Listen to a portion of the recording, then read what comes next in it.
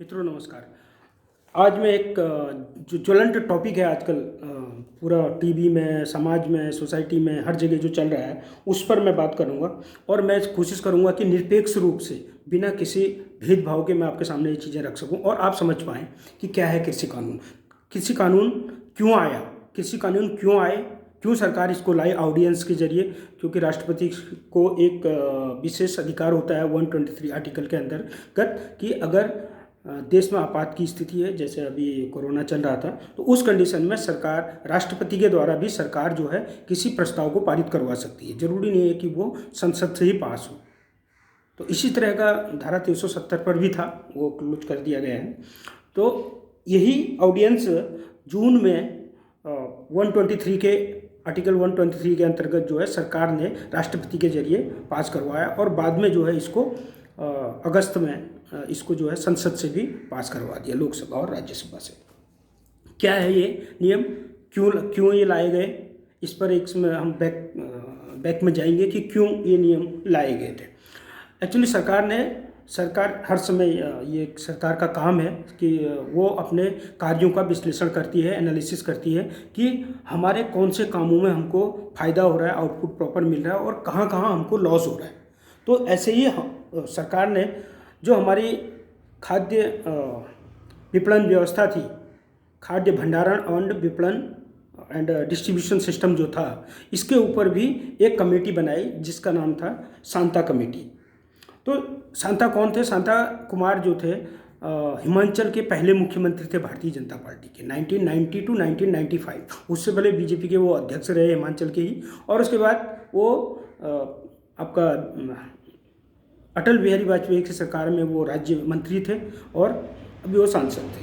तो विद्वान आदमी हैं। तो इनके जरिए सरकार ने एक कमेटी बनाई, इनके ये अध्यक्ष रहे, और इस कमेटी को ये सौंपा गया कि जो हमारी जो हमारा सिस्टम है खरीदारी का और डिस्ट्रीब्यूशन का, जो हम लगभग 2/3 लोगों को हम लोग सब्सिडी में जो राशन देते हैं, आप भी लेते होंगे, चीनी आपका पहले मिट्टी का तेल भी मिलता था, अभी वो मिल नहीं रहा, चीनी मिल रही है या आपको गैस मिल रही है, ये सब चीज़ें।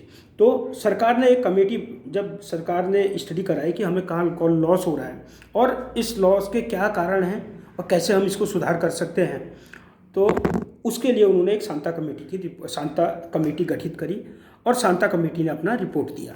शांता कमेटी ने रिपोर्ट, और इसका एक कारण और था इस स्टडी करवाने का, क्योंकि सरकार ने अपने घोषणा पत्र में बोला था कि हम कृषक की आय को डबल करने की कोशिश करेंगे, ये घोषणा पत्र में था उनका। तो कैसे सरकार कैसे करेगी, कैसे इसको डबल किया जाए, क्योंकि आज़ादी से लेके आज तक 1947 टू टिल 220 तक अभी तक जो किसान की फसल में जो फसल के जो रेट में जो वृद्धि हुई है, जो रेशियो है, वो 18% है। सपोज करो आज से 1947 में सपोज करो कोई चीज़ 1 रुपये में मिल रही थी, तो आज वो 18 रुपये में मिल रही है, यानी 18% वृद्धि केवल किसानों के प्राइस में की उपज में हुई है। तो इसीलिए किसान जो है आत्महत्या कर रहा है। देखिए, कपास की खेती होती है महाराष्ट्र में, इधर आंध्रा में, तेलंगाना में, या जहाँ भी कम पानी है उधर कपास की खेती हो, और हर साल जो है कई किसान जो है आत्महत्या कर लेते हैं, लटक जाते हैं, क्योंकि जितना रेट उनको मिलता है उससे ज़्यादा उनकी लागत हो जाती है।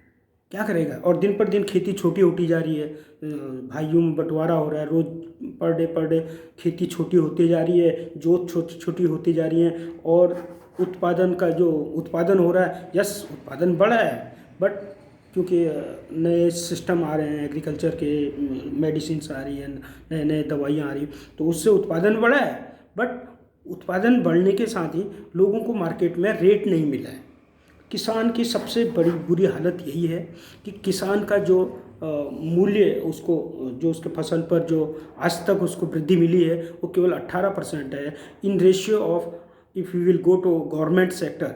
अगर हम गवर्नमेंट सेक्टर की बात करें तो वहाँ पर जो लोगों के सैलरी में जो वृद्धि हुई है वो 180 से 200% तक हुई है। अब आप ही बताओ कि 180 से 200% जो वृद्धि हुई है सरकारी कर्मचारियों के इसमें सैलरी में, और यहाँ पर ये 18% वाला क्या करेगा? तो इसलिए ये जो फार्मर प्रोटेस्ट कर रहा है तो मजबूरी है, समझना पड़ेगा। लेकिन एक चीज़ और समझना पड़ेगा हमको कि फार्मर कहेंगे किसे। तो सबसे पहले हमको फार्मर की डिफिनेशन मालूम होनी चाहिए।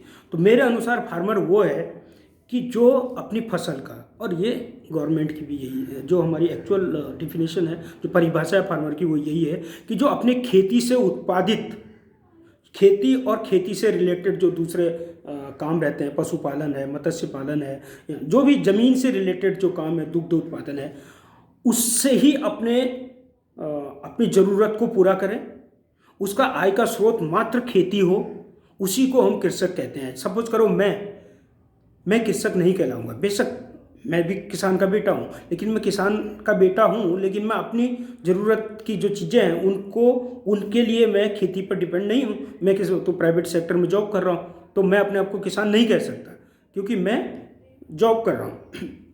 लेकिन जो किसान पूर्ण रूप से खेती पर डिपेंड है और उसी खेती से वो अपना घर चला रहा है, तो उसको वास्तव में इसको बहुत ज़्यादा नुकसान हुआ है।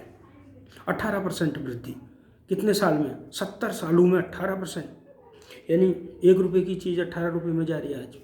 और दूसरी चीज़ों का देखिए आप क्या रेट चल गई, कितना रेट है। लेकिन किसान इसी को बोलेंगे कि अपने ज़रूरतों की जो अपने ज़रूरतों की पूर्ति केवल खेती से रिलेटेड, कृषि रिलेटेड जो धंधे हैं उनसे जो पूरा कर रहा है, ट्रैक्टर चला रहा है। अब डंपर चलाने वाला नहीं किसान कहलाएगा, हाँ, तो ट्रैक्टर चला रहा है तो वही किसान है जो उसी से अपने अर्निंग कर रहा है, उसी से अपना भरण पोषण कर रहा है। तो अब किसान की भी 2 परिभाषाएं हो जाती हैं कि किसान छोटी जोत का या बड़ी जोत का। तो आपको मालूम है कि लगभग 80% किसान जो है छोटी जोत का है। मैं छोटी जोत का उसको बोल रहा हूँ जिसके पास ज़मीन जो है 5 एकड़ से कम है। वो 80 से 90% है। 80 से 90% किसान ऐसा है जिनकी ज़मीन जो है 5 एकड़ से कम है। तो अब 5 एकड़ वाला तो क्या आंदोलन करेगा? क्यों नहीं आंदोलन?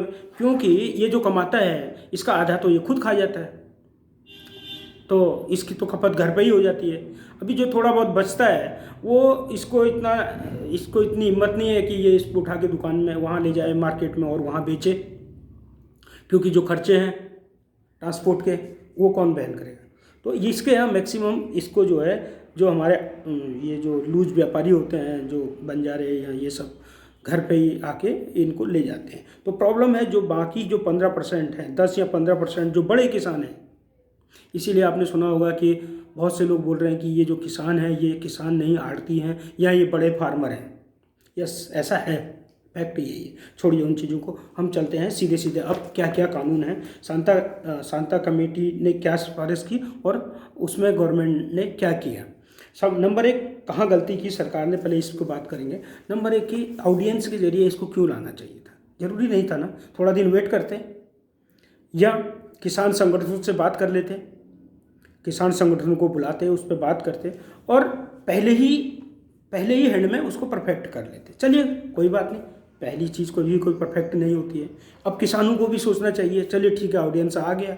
जब सरकार बार बार बोल रही है कि चलिए ठीक है हम बात करते हैं, एक एक पॉइंट पर बात करते हैं, तो सरकार पॉइंट वहाँ जाके बैठ के वापस आ जाना जो है, ये फॉर्मेलिटी दिखाने की ज़रूरत नहीं होनी चाहिए। एक्चुअल में बात होनी चाहिए एक एक पॉइंट पर। अब वहाँ आप जाओ, पानी पियो, वहाँ उनको कहो कि हम तुम्हारा पानी नहीं पियेंगे। अरे सरकार किसकी है? हमारी है ना। वो लोग अगर एसी में बैठे तो हमारे किसानों के बदौलत ही बैठे हैं ना, आप लोगों के बदौलत बैठे हैं, तो हमारी ही सरकार है। अब आप जाके वहाँ पर बैठे बोलो, मतलब ये सब दिखावा है ना। ज़मीन में बैठ के खाना खाएंगे, ज़रूरत नहीं है। आप भी टेबल में बैठो, वो लोग टेबल में बैठ रहे हैं तो आप भी टेबल में बैठो। वो लोग क्या, उनको क्या ऊपर से वो कमा के दे रहे हैं क्या जो खाना खा रहे हैं? आप ही कमा रहे हैं, तो आपको उसमें हेजिटेशन करने की ज़रूरत क्या है? आप खाइए, बोलिए हमको चाहिए, अच्छा खाना चाहिए। तो छोड़िए, अभी शांता कुमार ने जो रिपोर्ट दी थी वो विपणन के ऊपर दी थी। शांता कुमार ने बोला था कि जो हमारा जो परचेजिंग, हम जो खरीद रहे हैं, जो सरकारी गोडाउन पर हम लोग खरीदते हैं, उसके बाद उसको रख रखाव करते हैं, गोडाउन में रखते हैं, उसके बाद उसको विपणन कर डिस्ट्रीब्यूशन करते हैं, विपणन करते हैं, जो कि हमारे सरकारी जो ये हमारे सरकारी गले की दुकानें होती हैं उसके ज़रिए जो लोगों तक वो राशन पहुंचता है। तो वो सिस्टम हमारा सही नहीं है, उसमें लीकेज है, वो अच्छा नहीं है। और वहाँ पर कम से कम हम 1,000 करोड़ रुपया प्रति वर्ष जो है लॉस कर रहे हैं। अब जो 2013 में सरकार जाते जाते एक गेम खेल गई थी, जो एनडीए की जो इसकी जो ये यूपीए की सरकार थी, वो क्या कर गई कि खाद्य सुरक्षा बिल जो है एक कानून पारित कर गई। तो वो जाते जाते इसलिए कर गया, उन्होंने सोचा कि अगर चल गया, तीर लग गया तो लग गया, जीत गए तो जीत गए इसके बिल के सहारे, और नहीं तो हम तो जा ही रहे। तो उन्होंने जो भी आएगा वो निपटेगा। तो उन्होंने एक खाद्य सुरक्षा बिल जो है पारित करा दिया, लोकसभा राज्यसभा से बिल बना दिया। तो अब आने वाली सरकार के लिए ये एक बड़ा प्रॉब्लम रहा कि अभी खाद्य सुरक्षा बिल तो दे दिया, अब कोई चीज़ अगर गवर्नमेंट की तरफ से दे दी जाए तो उसको विड्रॉ करना, उसको दोबारा हटाना बहुत टफ है, बहुत मुश्किल है। एक समय जो आदत डाल दी जाए तो नहीं हटा सकते। तो 2 रुपये किलो गेहूं और 3 रुपये किलो चावल जो डिस्ट्रीब्यूशन था बीपीएल अंडर ये पॉवर्टी लाइन के लोगों को, वो तो देना पड़ेगा गवर्नमेंट को। तो गवर्नमेंट ने सोचा कि इसमें अब जो इसमें लीकेज है, जो इसमें कमी है, वो सुधार कैसे किया जाए। उसके लिए सांता कमेटी को गठित किया। उसने अपनी रिपोर्ट दी। उसने कहा कि हमारी विपणन व्यवस्था अच्छी नहीं है, हमारे यहाँ पर गोडाउन जो है प्रॉपर होता नहीं है, और इसमें बहुत सारा नुकसान होता है। और दूसरा उन्होंने कहा कि ये जो एमएसपी है, कॉन्ट्रैक्ट फार्मिंग के ऊपर भी हम जाएंगे। तो उन्होंने 5 जो है सिफारिशें दी गवर्नमेंट ने, सांता कमेटी ने, कि कहाँ कहाँ हम सुधार कर सकते हैं और किस तरह से कर सकते हैं। तो उन्होंने सरकार को रिपोर्ट सौंपी और सरकार ने ऑर्डिनेंस के जरिए राष्ट्रपति से पारित करवाया, और जुलाई या अगस्त के महीने में उसको लोकसभा राज्यसभा से पारित करा के लागू कर दिया। अब ये इसके खिलाफ जो है पहला जो प्रोटेस्ट शुरू कहाँ से हुआ, कनाडा से। अब ये थोड़ा सा डाउट लगता है कि कनाडा वालों को इससे क्या लेना देना। ठीक है, वो जो रिपोर्टें आ रही हैं आजकल बहुत सारी, पता लग रहा है बाहर से भी फंडिंग, ये सब दुनिया भर का मिक्सिंग है। कभी आपने सुना होगा कि कभी उसमें जो है वो एक्ट्रेस आती है, क्रेटा आती है, या कभी वो मियाँ खलीफा आती है। वो कौन उनको हायर कर रहा है, क्योंकि वो बिना पैसे के तो वो एक चना भी चबाने के लिए बोलो तो नहीं चबाएंगे। तो वो छोड़िए, लेकिन फंडिंग है बाहर से आउट लोगों का हो रहा है ये। और दूसरा, हमारे देश में एक कमी और है कि देश में हमारे मैं बीजेपी कांग्रेस की बात नहीं करता, हमेशा एक चीज़ ये है कि जो भी सत्ताधारी पार्टी है, अगर वो कुछ काम करती है, चाहे उसने अच्छा करा हो या बुरा करा हो, विपक्ष में जो भी रहेगा वो उसका विरोध करेगा। ये सर्वव्यापी है, हमारे देश की प्रॉब्लम है, ये सबके साथ हमारे देश में ऐसा ही है। अभी आप खुद देखेंगे 370 धारा हटाई गई तो किसका नुकसान था? तो हमारे देश के लिए अच्छा था ना। जम्मू कश्मीर के लोगों को 1947 से आज तक जिनको नागरिकता नहीं मिली थी, जिनको, अब ये छोड़ो, ये सब चीज़ें तो राशन वासन तो छोड़िए, जिनको आज तक नागरिकता नहीं मिली थी, वोट डालने का अधिकार नहीं था, उनको अगर ये सब मिला आज, तो इसमें विरोध करने की ज़रूरत नहीं होनी चाहिए ना। इवन विपक्ष में रह के मायावती जी ने उसको सपोर्ट करा, तो कुछ तो अच्छा किया, ये चीज़ें तो होनी चाहिए।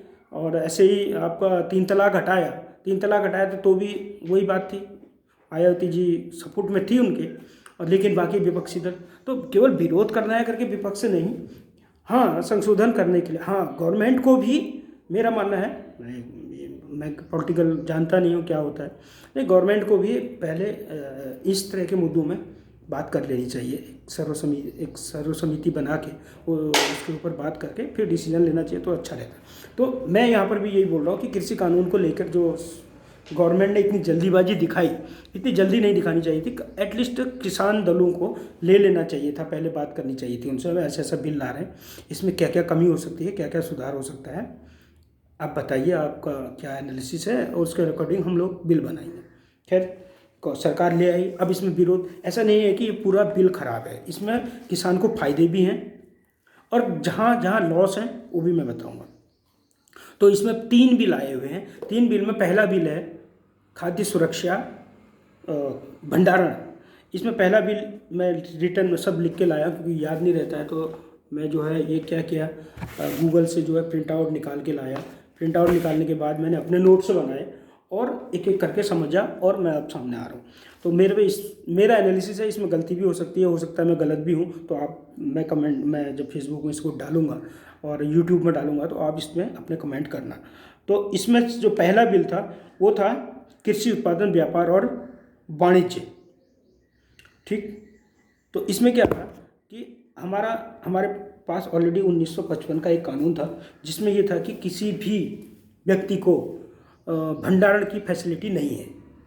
आप अपने सामान को भंडारण नहीं कर सकते। लेकिन एक चीज़ ज़रूर है कि हर किसान, चाहे कोई भी किसान हो, छोटा हो या बड़ा हो, मैं किसान की बात में जानता हूँ कि हर किसान जब अपना फसल उत्पादन करता है तो 1 साल से ज़्यादा का अनाज वो अपने पास रख लेता है। हमको मालूम है जब हम गेहूँ जब हम लोग बोने जाते हैं तो बोने जब हम गेहूँ बोने जाते हैं तब तक भी हम वो पुराना गेहूँ खाते हैं। क्यों खाते हैं ना?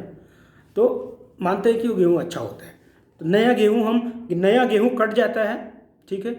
कटने के बाद बाहर निकल जाता है थ्रेसर से।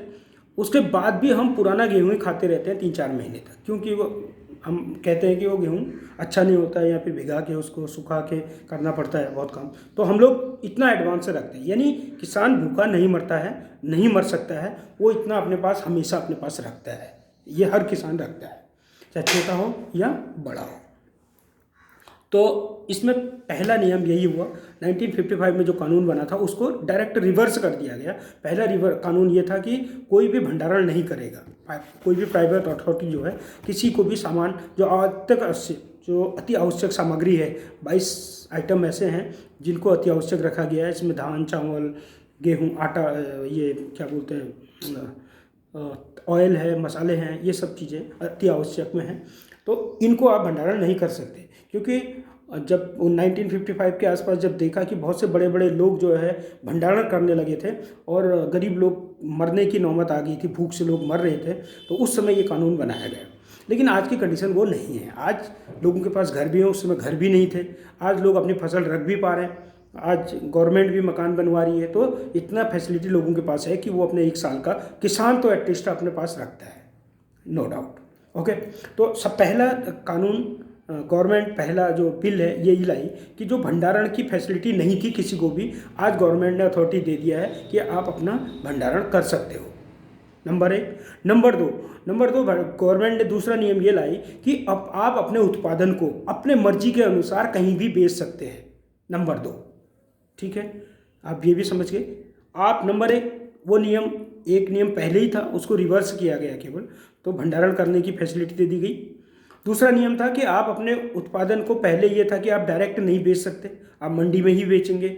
और आपको मंडी का मालूम है, मंडी में इतनी फैसिलिटी होती नहीं है, मंडी वाला शोषण करता है। आप जब मंडी भर के ट्रैक्टर ले जाते हो तो वो कहेगा 20 का रेट है, आप MSP 20 की है, वो कहता है कि नहीं जी 15 में लेना है तो क्योंकि मंडी में 30-40 लोग होते हैं, सबके मुंह मिले होते हैं और सब लोगों का एक ही रेट वो लोग बोलते हैं। तो मजबूरन में किसान को जो है वहाँ फेंक के आना पड़ता है।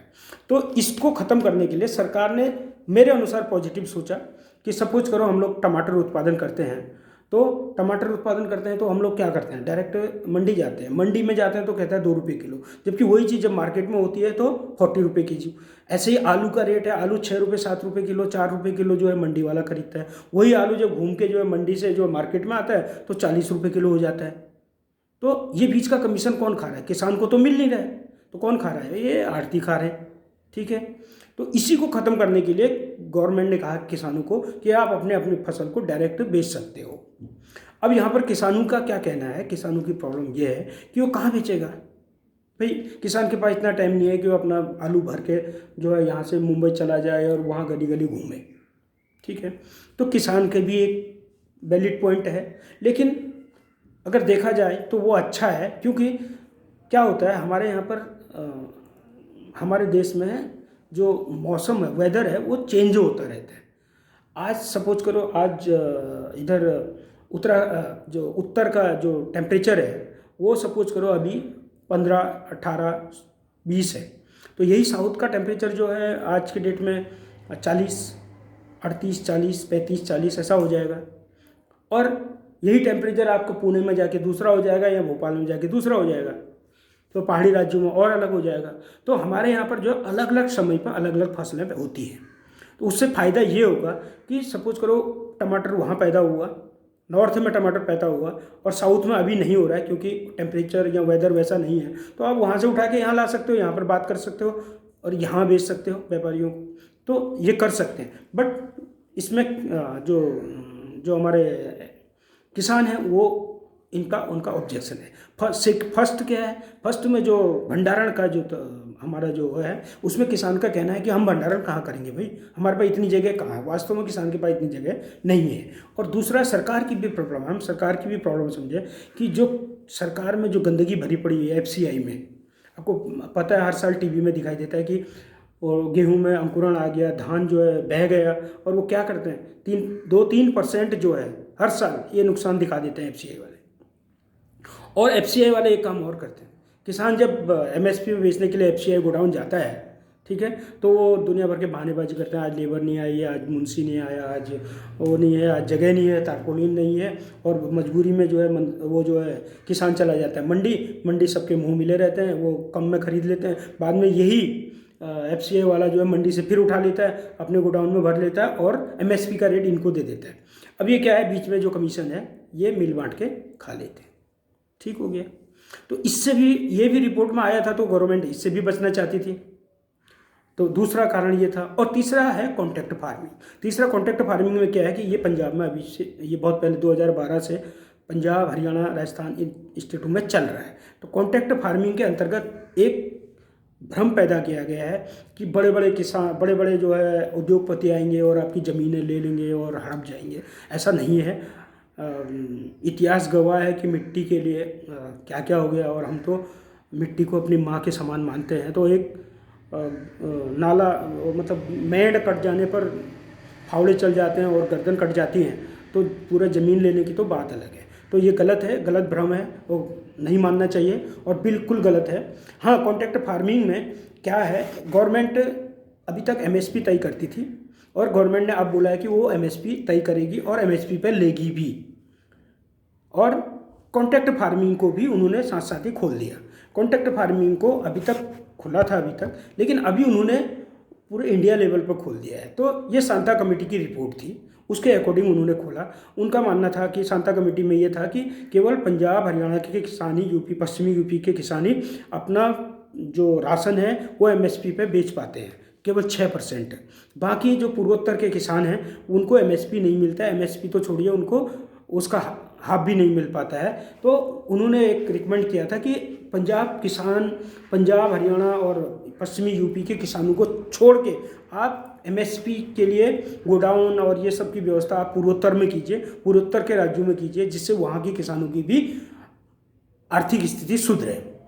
ठीक है, तो ये सांता कमेटी की रिपोर्ट थी, तो गवर्नमेंट उस पर काम कर रही थी, इसीलिए उन्होंने बिल लेके आए। अब जो इसमें कॉन्ट्रैक्ट का बिल था, इसमें क्या है कि मैं इसमें कमी कहाँ देख रहा हूँ, मैं समझ रहा हूँ कि कमी ये है, इसमें किसानों को इसका विरोध नहीं करना चाहिए, बल्कि इस पर सुधार के लिए बात करनी चाहिए। सुधार ये हो सकता है कि नंबर 1, गवर्नमेंट जो है एमएसपी गारंटेड तय करे।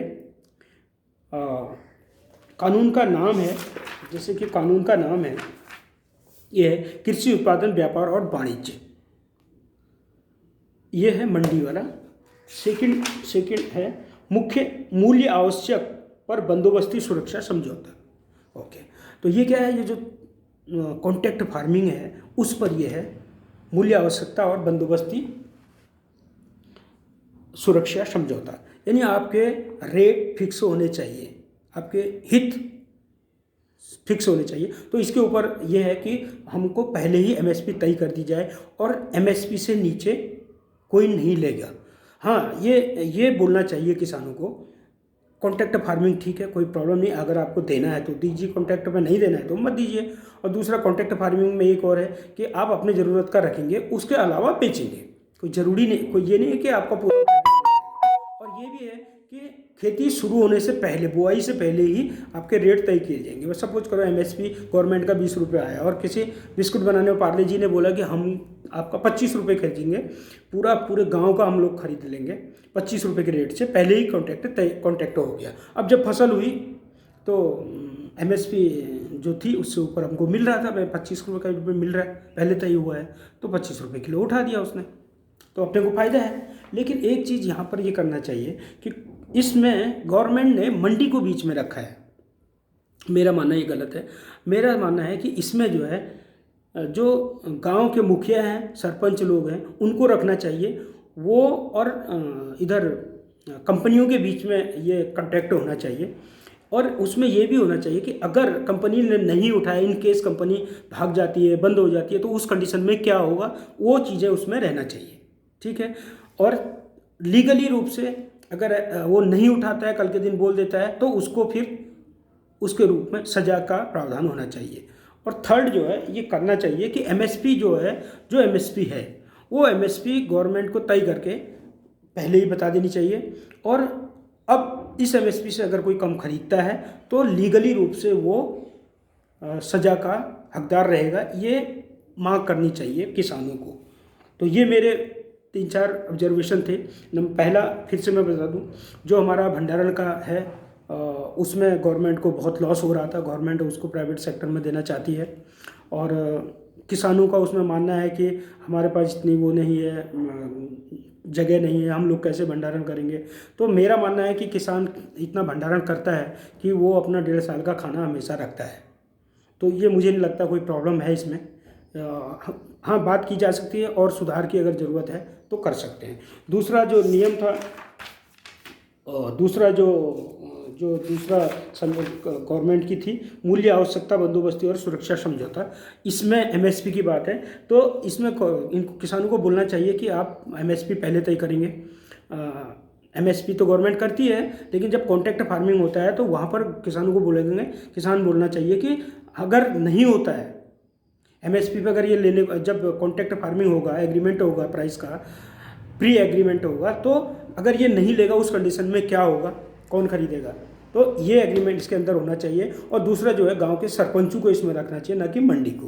तीसरा जो है कि आपका जो विपणन का, आप अपने उत्पादन को कहीं भी बेच सकते हैं, इसमें मुझे नहीं लगता कोई दिक्कत है।